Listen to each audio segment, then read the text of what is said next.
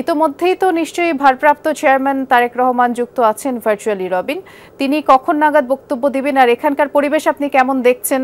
কেন্দ্রীয় নেতারা যারা বক্তব্য রেখেছেন তারা আসলে কি বলেছেন জানাবেন আমাদের।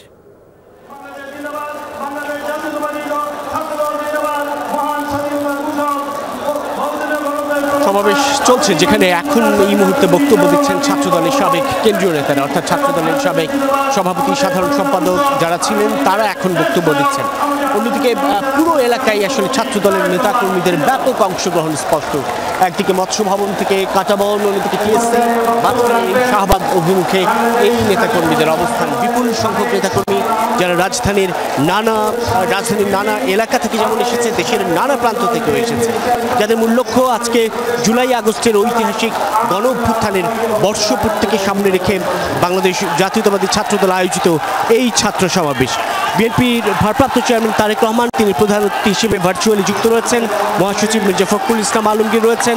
এখন এই মুহূর্তে বক্তব্য দিচ্ছেন বিএনপি চেয়ারপারসন উপদেষ্টা আমানুল্লাহ আমান। এর আগে যুগ্ম মহাসচিব খায়রুল কবির খোকন, হাবিবুর নবী খান সোহেল এবং শহীদুদ্দিন চৌধুরী আইনি বক্তব্য দিয়েছেন। এই সব বক্তব্যের মধ্যে দিয়ে জুলাই অভ্যুত্থানে ছাত্রদলের ভূমিকা এবং বিগত দিনের আন্দোলন সংগ্রামগুলোতে ছাত্রদলের ত্যাগ, সেই সব কিছু তারা তুলে ধরেছেন। বলেছেন সংস্কার প্রত্যাশিত, সংস্কার অনিবার্য এবং ধারাবাহিক প্রক্রিয়া, এবং সেই সঙ্গে ছাত্রদলের নেতাকর্মীরাই এই অভ্যুত্থান সহ বিগত দিনের আন্দোলন সংগ্রামে যেভাবে নিপীড়ন, নির্যাতন, হত্যার শিকার হয়েছেন, সেক্ষেত্রে ছাত্রদল কিংবা বিএনপি অবশ্যই গণহত্যার বিচারের বিষয়ে অনড় থাকবে। কিন্তু সেই সঙ্গে ছাত্রদের রাজনৈতিক অধিকার এবং সাধারণ জনগণের রাজনৈতিক অধিকার হিসেবে সেই ভোটাধিকার প্রয়োগের সুযোগ সুবিধা নিশ্চিত করার দাবি উঠছে এই ছাত্র সমাবেশ থেকেও। অভ্যুত্থানকে সামনে রেখে তারা বলছেন যে অভ্যুত্থানে কৃতিত্ব ছিনতাইয়ের এক ধরনের চেষ্টা চলছে, অথচ বৈষম্যবিরোধী ছাত্র আন্দোলনের প্ল্যাটফর্মে ছাত্রদল সহ বাদবাকি ছাত্র সংগঠন এবং সাধারণ ছাত্র জনতা বিগত দিনে ফ্যাসিবাদ বিরোধী আন্দোলনে সক্রিয়ভাবে রাজপথে ছিল, এবং ছাত্রদলের অংশগ্রহণ ও আত্মত্যাগের কথা বারবার উঠে আসছে এই ছাত্র সমাবেশ থেকেও। দেশের নানা প্রান্ত থেকে আসা এই ছাত্র প্রতিনিধিরাই বিগত আন্দোলনের রাজপথে সক্রিয়ভাবে সামনে থেকে নেতৃত্ব দিয়েছেন, এটুকু বলছেন ছাত্রদল এই সমাবেশে যোগ দেওয়া নেতাকর্মীরা।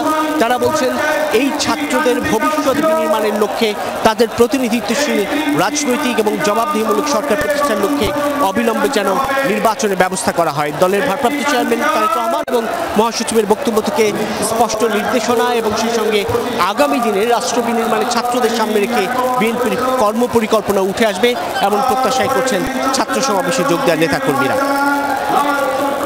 আমরা সেখানকার অবস্থা দেখছিলাম, এবং আরেকটি বিষয় আপনি আমাদেরকে জানাবেন, যেহেতু প্রচুর মানুষের সমাগম এখানে হয়েছে, বেশ কিছুদিন পরে ছাত্রদলের এরকম একটি সমাবেশ আমরা দেখছি, এটাকে ঘিরে যারা এখানকার কর্মীরা আছেন তারা আসলে কতখানি উচ্ছ্বসিত, কিংবা তাদের চাওয়া পাওয়ার কথাগুলো যদি আপনি শুনে থাকেন একটু আমাদেরকে জানাবেন।